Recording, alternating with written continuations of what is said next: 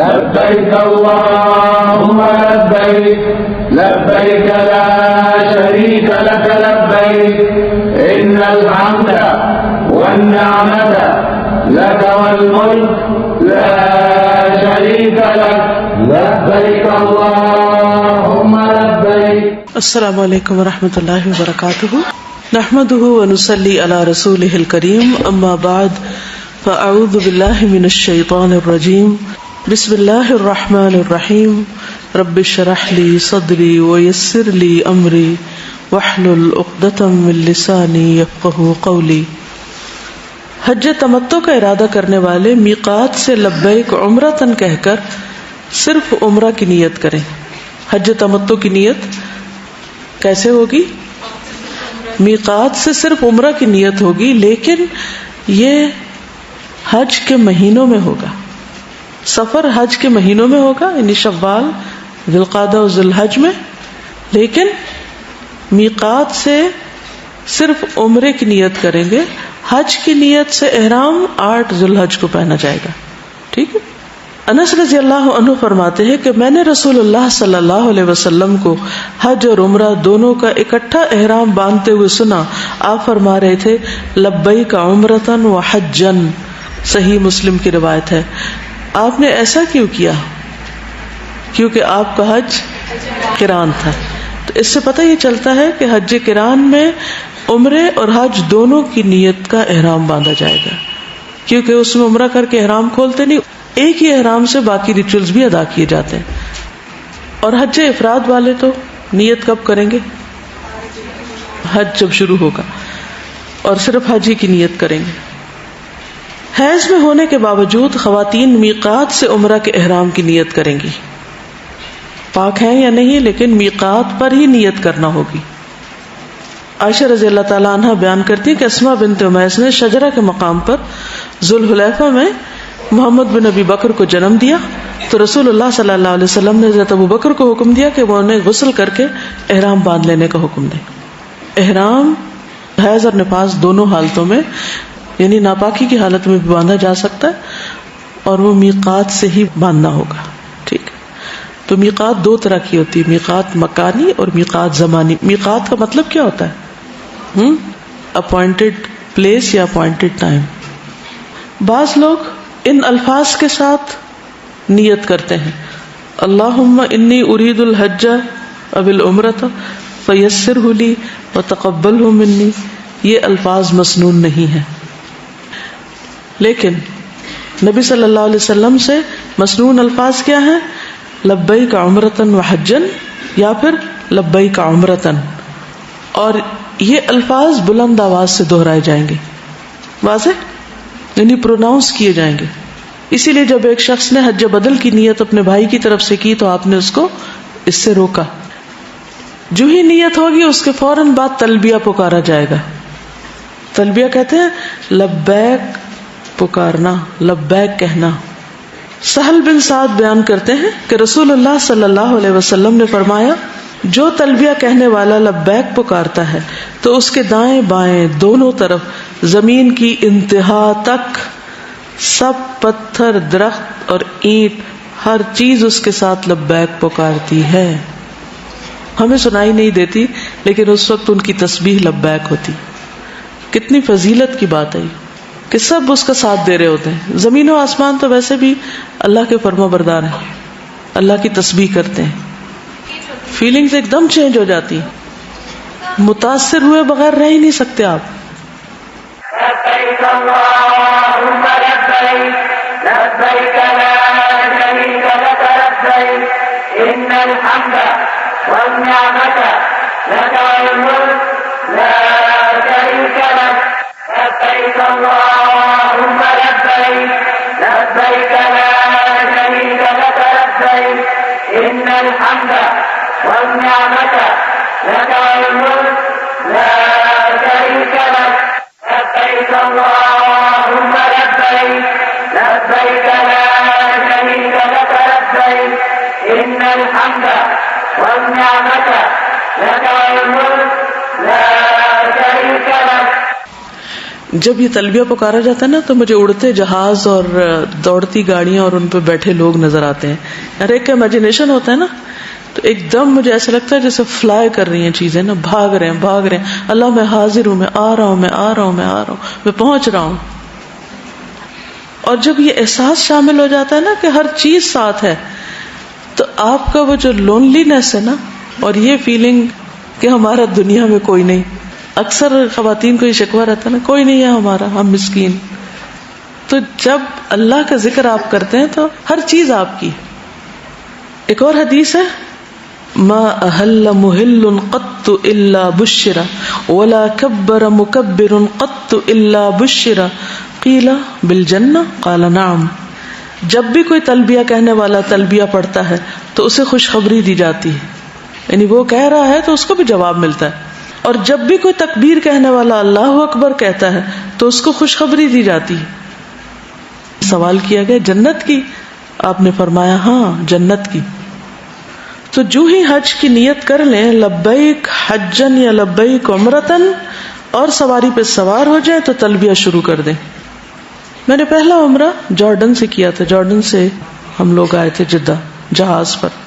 وہ واحد جہاز ایسا تھا جو راستہ بھر تلبیہ سے گونجتا رہا. افسوس یہ کہ وہ سین مجھے دوبارہ نہیں کبھی ملا. عبداللہ بن عمر رضی اللہ عنہما سے روایت ہے کہ رسول اللہ صلی اللہ علیہ وسلم اپنی سواری پر سوار ہوئے, اور جب وہ ذوالحلیفہ کی مسجد کے پاس کھڑی ہو گئی تو آپ نے تلبیہ پڑھا, یعنی جو ہی اونٹنی اٹھی تلبیہ شروع ہو گیا. صحیح مسلم کی روایت ہے. انس بن مالک رضی اللہ عنہ نے بیان کیا کہ نبی صلی اللہ علیہ وسلم نے مدینہ میں 4 رکعتیں پڑھی, لیکن ذوالحلیفہ میں 2. کیوں؟ قصر. پھر آپ نے رات وہیں گزاری. صبح کے وقت جب آپ اپنی سواری پہ سوار ہوئے تو آپ نے لبیک پکاری.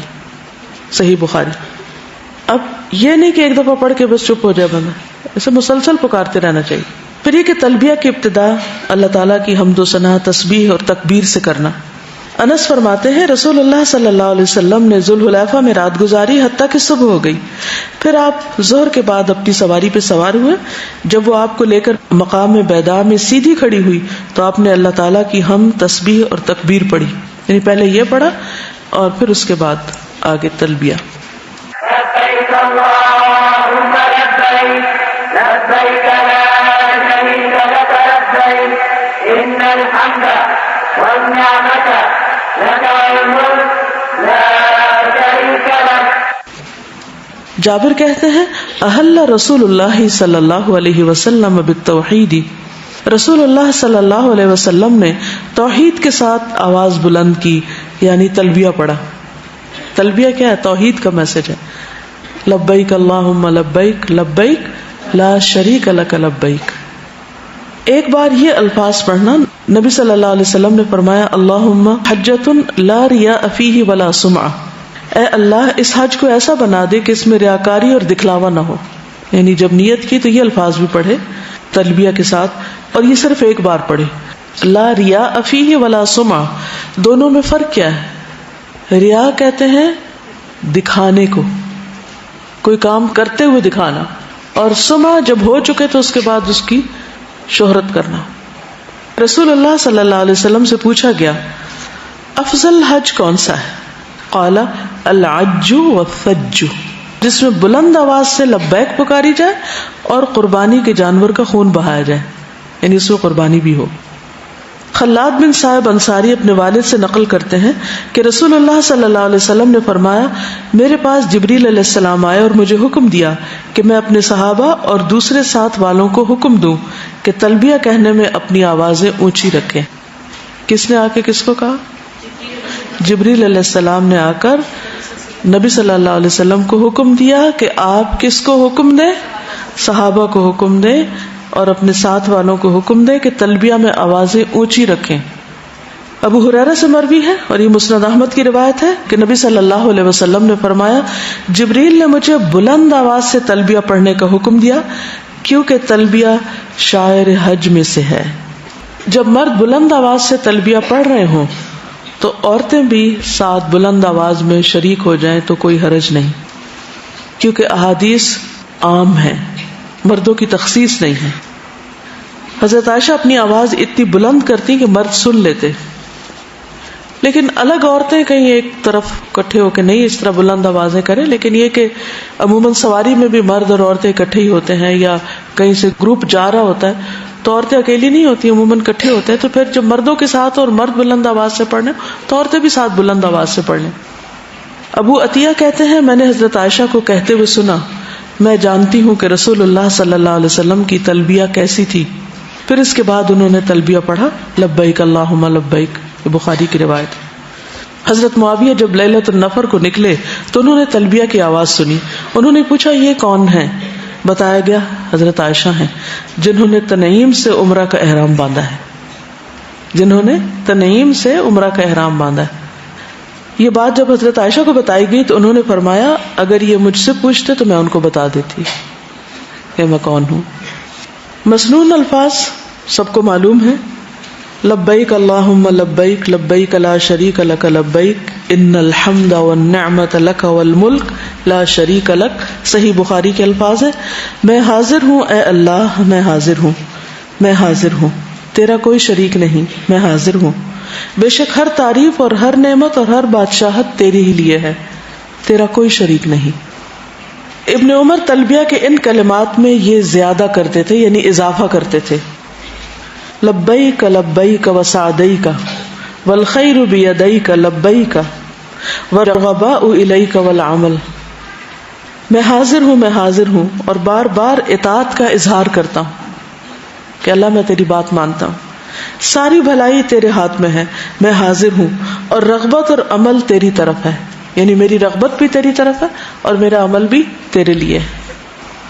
ابو ہریرہ سے روایت ہے کہ نبی صلی اللہ علیہ وسلم کے تلبیہ میں سے یہ بھی ہے لبیک الہ الحق، یعنی صرف ایک مخصوص چند الفاظ ہی نہیں ہے بلکہ تھوڑے تھوڑے اختلاف کے ساتھ مختلف الفاظ بھی آئے ہیں۔ لبیک الہ الحق، میں حاضر ہوں اے معبود برحق۔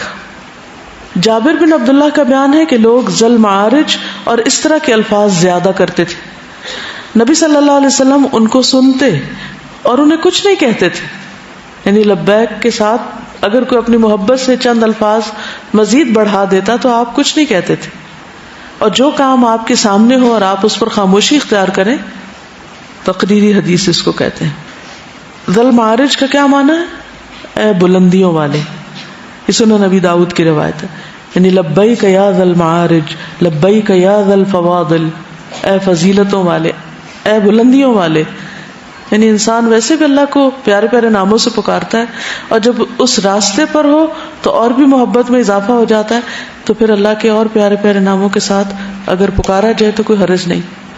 محمد بن ابی بکر ثقفی سے روایت ہے کہ انہوں نے انس بن مالک سے پوچھا جبکہ وہ دونوں صبح کو منا سے عرفات جا رہے تھے، رسول اللہ صلی اللہ علیہ وسلم کے ساتھ آپ لوگ آج کے دن کس طرح کرتے تھے، یہ دن کیسے گزارتے تھے؟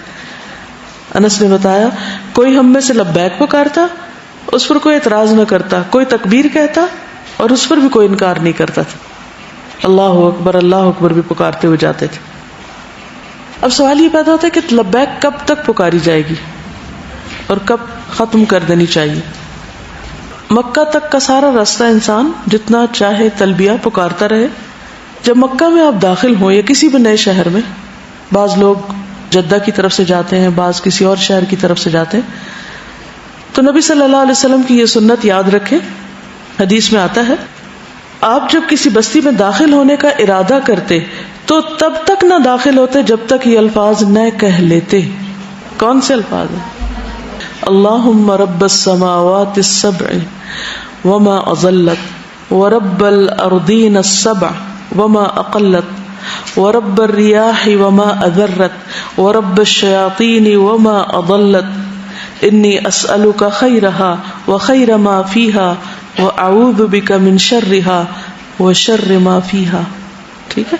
اے اللہ، 7 آسمانوں کے رب، ان چیزوں کے رب جن پر آسمانوں نے سایہ کیا ہوا ہے، اور 7 زمینوں کے رب اور ان چیزوں کے جن کو ان زمینوں نے اٹھایا ہوا ہے، اور ہواؤں کے رب اور ان چیزوں کے جن کو یہ ہوائیں اڑائی پھرتی ہیں، شیطانوں کے رب اور ان مخلوقات کے جن کو شیطانوں نے گمراہ کیا ہے۔ میں تجھ سے اس بستی کی خیر اور جو کچھ اس میں اس کی خیر کا سوال کرتا ہوں.